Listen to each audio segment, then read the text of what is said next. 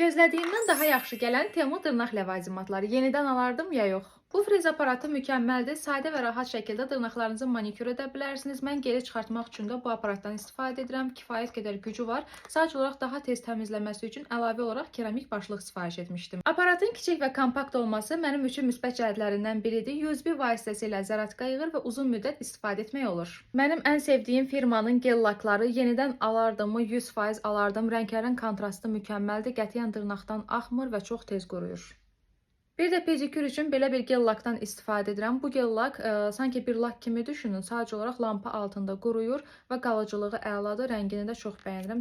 Baxın, bunun rəngi belədir. Və son olaraq bir neçə sayda belə bir pilka almışdım. Əslində çox qəşəng pilkalayır, amma yenidən alardımmı, almazdım. Çünki biraz belə baxdım ki, əyilir və tez qırılır.